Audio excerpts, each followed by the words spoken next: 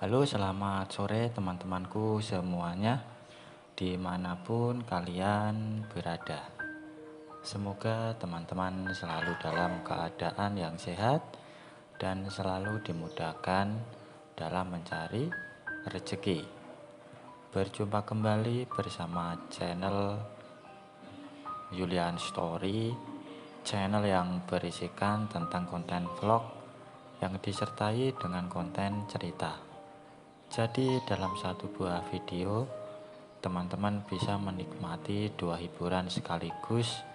Yang pertama adalah pemandangan alamnya, dan yang kedua adalah isi dari ceritanya. Hari ini hari Selasa tanggal 4 Juli tahun 2023. Di sini saya masih melanjutkan cerita dari Arya ya, dan sudah sampai di episode ke-47. Dan seperti biasa, di sini saya akan memberikan beberapa ulasan alur ceritanya. Jika merasa teman-teman terganggu dengan adanya suara yang saya berikan, silakan dikecilkan atau dimatikan tombol volumenya. Menjelang pukul 6, Arya segera pulang dan diantar Dian hingga ke gerbang pintu. Berbeda dengan Dian di dalam rumah. Ketika dia keluar rumah, dia tampak lebih anggun dengan pakaian longgarnya dan celana legging. Kata hati-hati selalu terucap dari bibirnya dan sungguh membuat Arya sangat nyaman. Arya menjalankan Revia menuju ke rumahnya. Hingga Arya tepat di depan rumah, sudah ada mobil ayahnya yang terparkir di garasi. Pintu rumah terbuka dan Arya segera masuk ke dalam. Dia pun menghampiri ayahnya yang sedang sibuk menata pakaian di dalam kamarnya, dan tak lupa salim kepada ayahnya.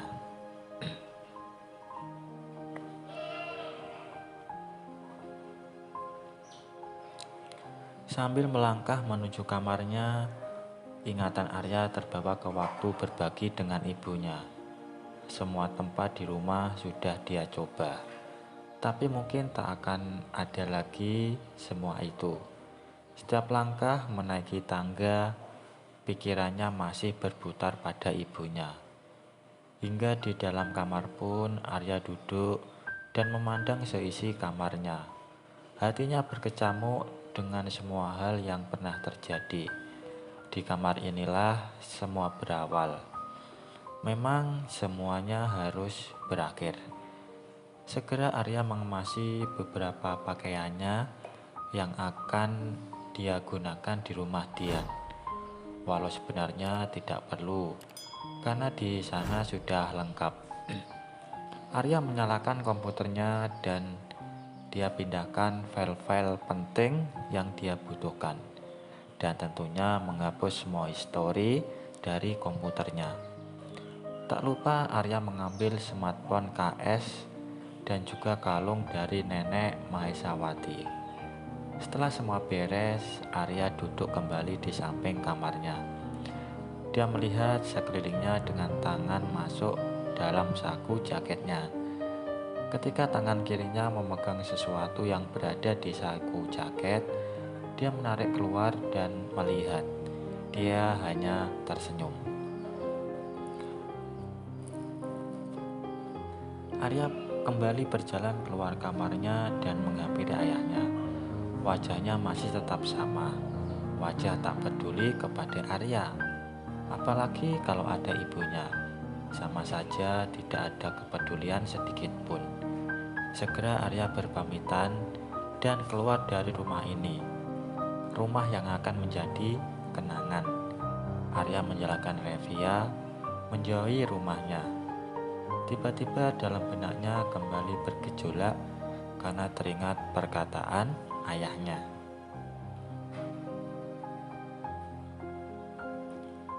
Apa mungkin memang waktunya sudah semakin dekat. Apakah mungkin? Kenapa Arya jadi gugup seperti ini? Kenapa juga Rani belum memberitahunya mengenai Eri? Dalam perjalanan pulang ke rumah barunya, pikiran Arya berkecamuk ke sana ke sini. Arya hentikan motornya dan mengirim BBM ke Dian. Tapi sial, Arya belum invite ulang BBM-nya. Setelah emosi saat itu, Arya cari SMS dan nomor telepon dari histori HP-nya. Tapi dia pun tidak menemuinya. Ketika hendak menarik gas motor, HP-nya Arya pun berbunyi. Dan itu adalah Dian yang menelpon Arya.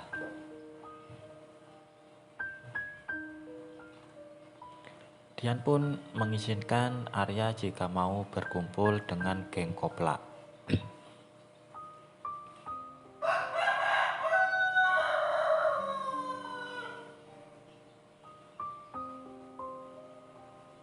Lalu Arya pun mengarahkan motornya ke arah warung Wongso.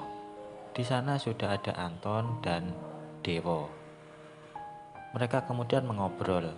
Senapan teh panas diantarkan oleh Asmi.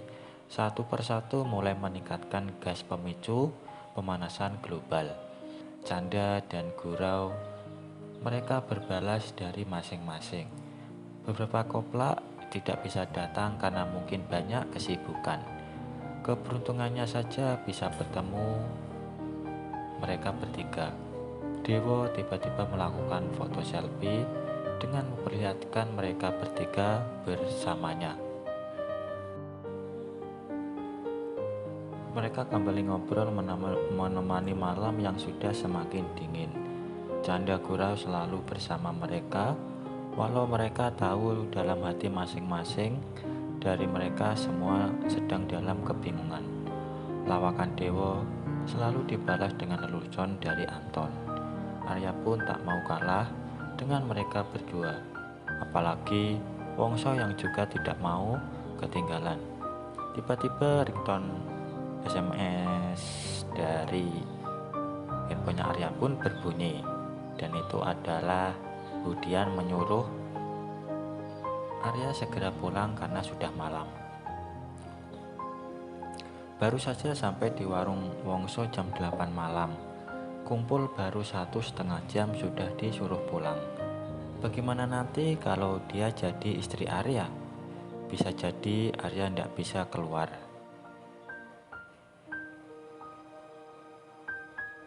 Tapi tak apalah kalau tidak boleh keluar. Mending dimasuki saja si Dian kalau sudah Arya nikahi. Senyum cengengesan karena membaca SMS dan membayangkan hal yang lain membuat Arya dibully oleh mereka berempat. Arya tersenyum melihat mereka. Arya sendiri sudah mulai merasakan hal yang sama seperti mereka. Preman-preman yang takut pada istrinya.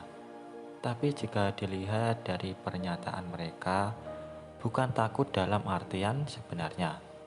Takut karena memang mereka ingin selalu bersama dengan pasangan mereka. Sama halnya pasangan mereka takut akan kehilangan mereka. Arya kemudian berpisah dengan Koplak menuju rumah. Dalam perjalanan, Arya senyum-senyum sendiri mengingat cerita mereka. Tak terasa Arya telah sampai di rumah Dian. Arya masukkan motor dan masuk ke dalam rumah. Maklum sudah punya kunci serepnya. Dia pun memanggil Dian ketika menutup pintu depan. Tak ada balasan dari dalam. Arya kembali melangkah ke dalam rumah, mendapati Dian sedang menonton televisi. Baik teman-teman, mungkin sampai di sini dulu untuk cuplikan ceritanya ya. Kalau teman-teman ingin tahu lebih lengkapnya, silakan simak cerita ini sampai selesai supaya tidak ketinggalan sama alur ceritanya. Kalau ada salah pengucapan maupun penulisan, saya minta maaf yang sebesar-besarnya. Semoga teman-teman dapat terhibur dengan cerita yang kali ini saya sajikan, dan nantikan kelanjutan ceritanya hanya di lain kesempatan. Saya ucapkan selamat sore, selamat beraktivitas, dan terima kasih.